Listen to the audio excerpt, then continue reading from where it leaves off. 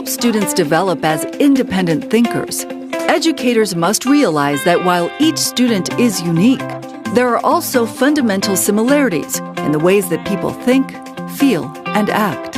So there's an array of fundamental thinking processes that we all have as human beings, and that's what's sort of exciting about working around the world, whether you're in Ethiopia or Malaysia or in New York City.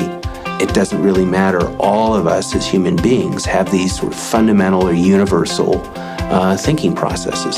So what's powerful about that is identifying that every student comes with their own range of interests and abilities, and that there are also commonalities within a classroom, so that students, the perception of students and their self-perception is that they have the capacities to develop their own style of thinking, their own way of being in the world, and that they link, and there are commonalities with the other students in the classroom. In thinking schools, students are asked to develop their own styles of thinking, while they simultaneously reflect on how they are developing their own styles of thinking and learning. Basically, in different lessons, sometimes we have different tasks for the different learners so they can use the method that's most appropriate for them, which will help them learn what they want to learn. I find that doing stuff and taking the knowledge that I have and applying them to situations in the real world is what helps me to understand and apply. Like, I learn better through songs or rhymes, so I'd embed my work into that kind of way of learning. So if I have the choice, instead of doing visual learning and I can just create songs or rhymes, it would be more beneficial to me.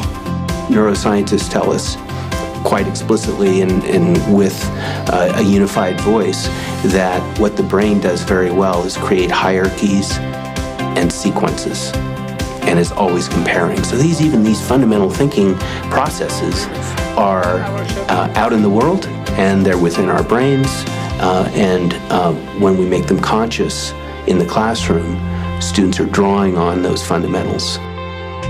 In thinking schools, students and teachers use thinking maps to reinforce and develop the mind's natural instinct for organizing information.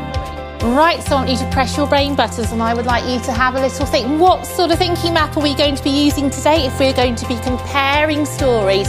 So the degree to which we offer tools through which students can visually represent that, they are going to improve their capacities to think and organize ideas. Especially the maps that we use allow you to organise your thoughts and visually make it a lot easier to remember information and be able to recall it in exams that you need it for.